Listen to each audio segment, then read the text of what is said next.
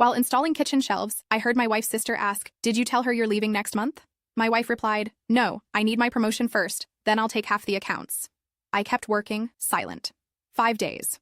Later, she regretted it. Her calls flooded my phone, but I was gone. Her words woke me. Now I'm free and she's alone. My revenge was smarter. So there I was, Saturday morning around 9, installing these IKEA kitchen shelves that had been sitting in our garage for like 3 months. You know how it is. One of those projects that keeps getting pushed back because Netflix exists and work sucks the life out of you during the week. My wife had been dropping hints about those shelves harder than a dropped iPhone, so I figured I'd surprise her and actually get them up while she was having her weekly coffee hangout with her sister. I'm up on this stepladder, electric drill in hand, trying to make sure these brackets are level because God knows she'd notice if they were even slightly crooked. The kitchen window was cracked open because it was one of those perfect spring mornings where the air just feels clean, you know? Birds chirping, neighbor's dog barking at absolutely nothing, typical suburban Saturday soundtrack. That's when I heard them walk into the living room, their Starbucks cups clinking against the coffee table. Sarah, my wife, and her sister Jessica were settling in for what I assumed would be their usual gossip session about coworkers and whatever drama was happening in their book club. I kept working, half listening to their chatter while focusing on not dropping my Ryobi drill on the granite countertop. But then Jessica's voice cut through the morning calm like a knife through butter. "So did you tell her you're leaving next month?" I froze. The drill stopped mid-whir. My hands gripped the ladder so tight my knuckles went white. For a second, I thought maybe I misheard. Maybe they were talking about Jessica leaving her job, or moving apartments, or something totally innocent. But deep down, that gut feeling you get when something's really wrong started spreading through my chest like ice water. Sarah's response hit me like a freight train. "No, I can't tell her yet. I need my promotion first, then I'll take half the accounts and start my own firm. Once I have financial security, I'll file for divorce." She has no idea what's coming. The world just stopped. Everything stopped. The birds, the neighbor's dog, even my own breathing seemed to pause for this moment where my entire reality just shifted sideways. 23 years of marriage, and she's planning her exit strategy like it's some corporate merger. I stayed, perfectly still on that ladder, drill hanging loose in my hand, listening to the woman I'd loved since college talk about dismantling our life together like she was discussing weekend plans. My heart was pounding so loud I was sure they'd hear it, but they kept talking. "What about the house?" Jessica asked, her voice lower now, more conspiratorial. "Community property laws in this state are pretty clear. I'll get half of everything, plus alimony since I've been the primary breadwinner for the last 5 years. My lawyer says it's a slam dunk case." My lawyer. She already had a lawyer. This wasn't some random thought or moment of doubt. This was a calculated plan, probably months in the making. While I'd been making her coffee every morning, planning our anniversary trip to Napa, and genuinely believing we were working through our rough patch, she'd been plotting her escape. "And what about Emma?" Jessica continued. "Emma, my wife, talking about me like I was some business obstacle to navigate around. She'll be fine. Probably better off, honestly. We've been going through the motions for years. This will force her to actually live her life instead of just existing in this suburban bubble." That stung worse than everything else combined. Not just the betrayal, but the casual dismissal of who I was, what I wanted, how I felt about our life together. This suburban bubble she was so eager to escape, I loved it. I loved our Saturday morning routines, our arguments about whose turn it was to take out the trash, even our boring dinner conversations about work. I thought we were building something together. Update. I've been getting messages asking if I confronted her right away. That's the thing, I didn't. I stayed on that ladder for another hour, installing those shelves with robotic precision while my world crumbled. Should I have said something immediately, or was playing it cool the right move? I finished mounting those shelves in complete silence, every screw driven with methodical precision, while my mind raced through 23 years of memories, looking for signs I'd missed. Were there warning signs? Had I been that oblivious, or was Sarah just that good at hiding her plans?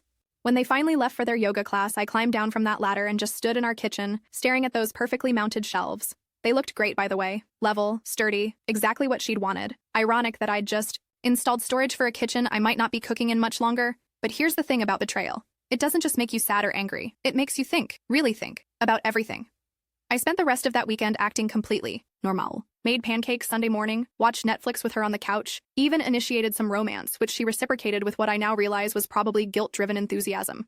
All while my mind worked overtime, processing what I'd learned and what I was going to do about it.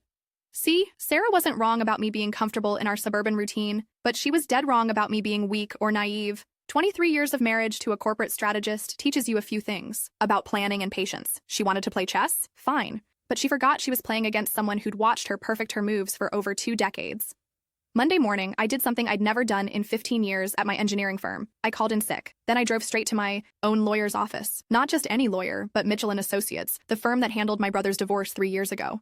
Sarah didn't know about that connection because she'd written off most of my family as boring suburbanites years ago. Tom Mitchell looked exactly like Central Casting would order for divorce attorney. Silver hair, expensive suit, the kind of handshake that lets you know he's closed deals that would make your head spin. When I explained my situation, he leaned back in that leather chair and smiled.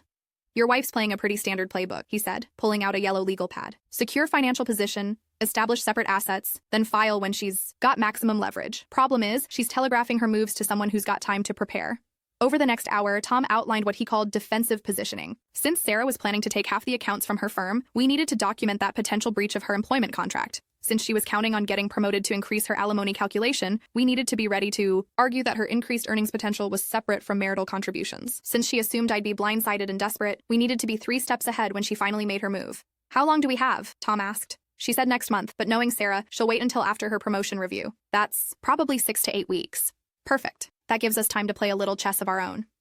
The next few weeks were surreal. Going through the motions of normal married life while secretly preparing for its end felt like living in 2 different realities simultaneously. Sarah was actually being nicer than usual, probably overcompensating for her guilt, which made the whole thing even more twisted. She'd bring me coffee in the morning and ask about my day with what seemed like genuine interest. We'd watch our shows together, share inside jokes, even had some of our best conversations in months. If I hadn't overheard that conversation, I might have thought we were actually turning a corner. But every kindness felt calculated now. Every I love you sounded like practice for a performance she'd eventually have to stop giving. It was like watching someone rehearse for a play where they'd written me out of the script. Meanwhile, I was building my own case. Tom had given me a list of documents to quietly secure: tax returns, bank statements, records of her business expenses that we'd been writing off jointly. Nothing dramatic or obvious, just careful preparation for a war she didn't know was coming. The hardest part wasn't the legal maneuvering or the emotional betrayal. It was the loneliness. Having this massive secret, this life-altering knowledge that I couldn't share with anyone. I couldn't call my brother because he'd want to drive over and confront Sarah immediately. Couldn't tell my work buddies because they'd either think I was overreacting or want to take me out drinking and commiserate, which wasn't what I needed, so I just carried it. Went to work, came home, played the role of devoted husband while my wife played the role of devoted wife, both of us performing for an audience that had no idea the show was about to end. Update. People keep asking how I kept it together for weeks without losing it. Honestly, having a plan helped more than I expected. Instead of feeling helpless, I felt like I was finally taking control of something. But there were definitely moments where I almost broke. Should I share what finally pushed me over the edge? 3 weeks into my secret preparation, Sarah got her promotion. Vice President of Strategic Development, corner office, 20% salary increase, everything she'd been working toward for years. I should have been proud of her. Part of me was proud of her. But mostly I was just sad that this achievement, which should have been a celebration for both of us, was actually her final chess piece falling into place. She came home that night with a bottle of Dom Perignon, and that smile she used to get when she'd landed a big client or solved some impossible work problem. For a moment, seeing her that happy and excited, I almost forgot about the conversation I'd overheard. Almost. We should celebrate, she said, already pulling champagne flutes from the cabinet. This changes everything for us. Everything for us. The irony was so thick you could cut it with a knife. We toasted her success on our back patio, the same spot where we'd celebrated my promotion 5 years ago, where we'd had our first kiss as homeowners, where we'd spent countless evenings planning our future together. She talked about her new responsibilities, the team she'd be managing, the accounts she'd be overseeing. I'm thinking of starting my own consulting firm eventually, she said, swirling the champagne in her glass. Maybe in a year or 2, once I've built up more contacts. There it was. The timeline Tom had predicted, delivered with such casual confidence that I almost laughed. She had no idea I knew exactly what starting her own firm really meant. That sounds ambitious, I said, keeping my voice neutral. Big risk, though, leaving a secure position. Sometimes you have to take risks to get what you really want, she replied, looking out at our neighbor's house where the Johnsons were grilling burgers and their kids were running around with sparklers left over from 4th of July. What she really wanted, not what we wanted. What she wanted. That night, after she fell asleep, I sat in our home office staring at the wall where we'd hung our wedding photos, vacation pictures, all the visual evidence of a life built together. Tomorrow, Tom had told me, we'd file the preemptive paperwork that would freeze our joint assets and protect my interests when Sarah made her move. I wasn't trying to destroy her or take everything we'd built.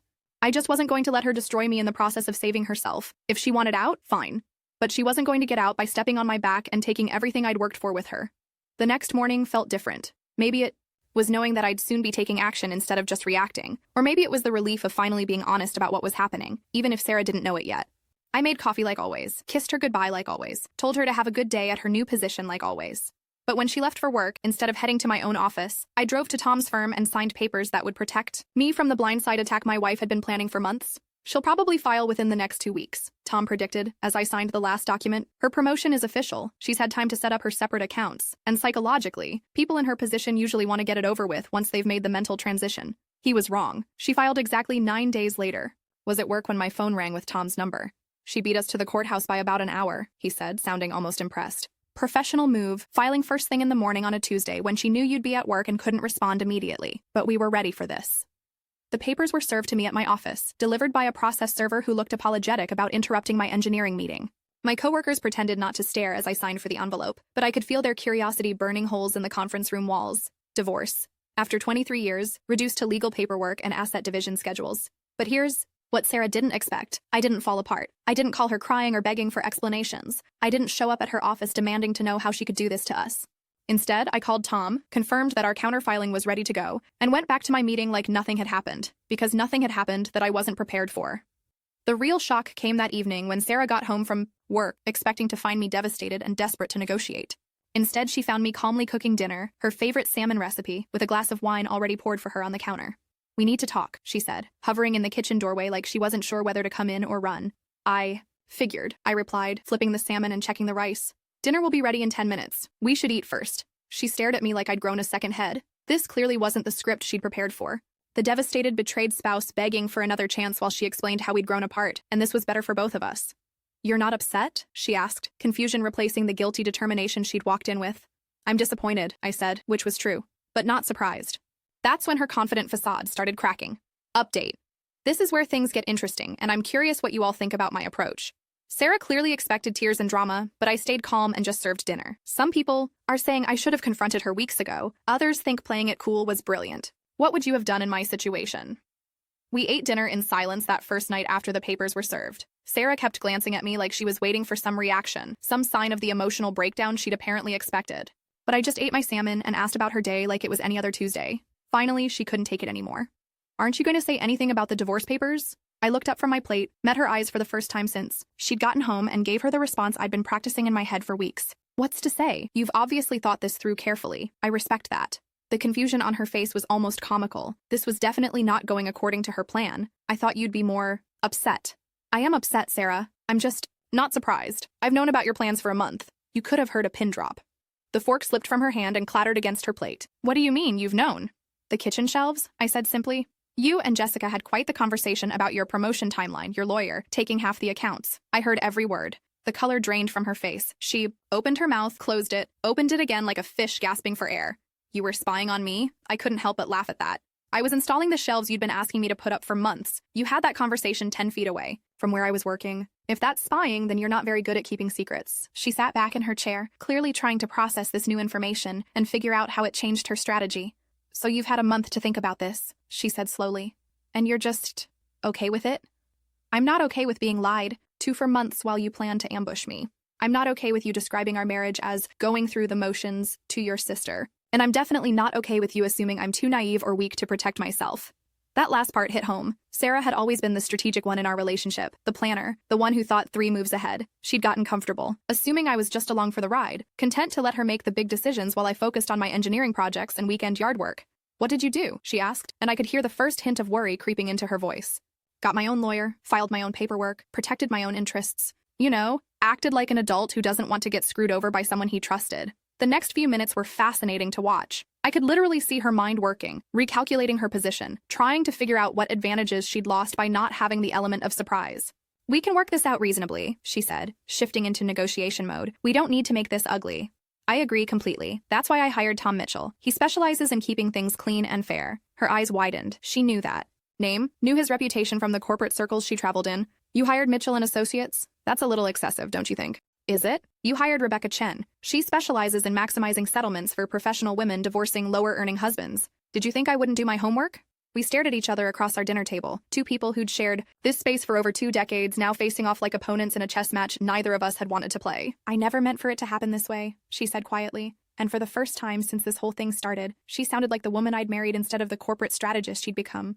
"How did you mean for it to happen, Sarah?" "Because from where I'm sitting, it looks like you meant for it to happen exactly this way. Secret meetings with lawyers, financial planning, timing it with your promotion. The only thing that went wrong with your plan is that I found out about it." She didn't have an answer for that because we both knew it was true.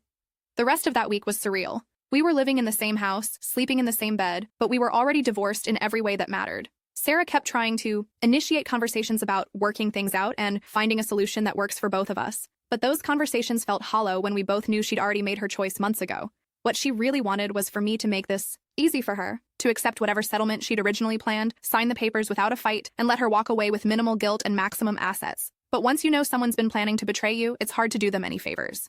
Tom's strategy was working perfectly. Because we'd filed our protective paperwork before Sarah initiated the divorce, we'd established that I wasn't the passive victim she'd expected me to be. Her lawyer had to adjust her approach, negotiate instead of dictate terms, actually justify her demands instead of assuming I'd accept them out of shock and desperation. The account situation was particularly satisfying to watch unfold. Sarah had been planning to take half her client list when she started her own firm, but that plan assumed her employer wouldn't find out until after she'd left and taken their clients with her. When her divorce filing became public record, someone at her firm put two and two together and realized why she'd been so interested in securing personal contact information for her accounts. She came home 3 days after filing the papers looking like she'd been hit by a truck. "They're reviewing my access to client information," she said, slumping into the kitchen chair where this whole thing had started. "Legal says I might be in breach of my employment contract if I'm planning to compete with them." I looked up from my laptop where I'd been reviewing Tom's latest strategy memo. That's unfortunate. Unfortunate? They could fire me and sue me for everything I'm worth. This could destroy my career. Probably should have thought about that before you started planning to steal their clients.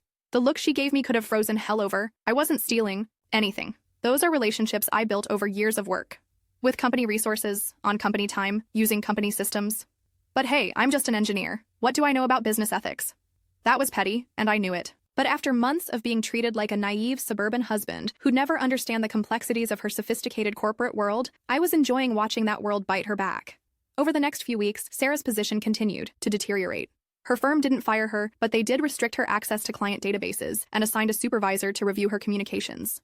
The promotion she'd worked so hard for started feeling more like a prison when she realized she'd boxed herself into a corner. Meanwhile, my life was actually getting better. Without the constant undercurrent of tension I hadn't even realized was there, I started sleeping better, enjoying my work more, even made plans to take that photography class I'd been putting off for years. Turns out, when you're not investing emotional energy in a relationship with someone who's planning to leave you, you have a lot more energy for everything else, Sarah noticed. How could she not? "You seem different," she said one evening as I was packing camera equipment for a weekend workshop I'd signed up for. "Different how?" "Happier, more confident, like you're actually excited about things again." I thought about that for a moment, testing the truth of it. "I guess I am. Funny how much lighter you feel when you stop trying to save something that's already over." She was quiet for a long time after that. The breaking point came 6 weeks after she'd filed the papers. Sarah's legal situation at work had stabilized, but not in her favor. Her access restrictions were permanent, her client development opportunities were limited, and the colleagues who'd once seen her as a rising star now saw her as a potential liability. The promotion that was supposed to be her launching pad for independence had become an expensive golden handcuff.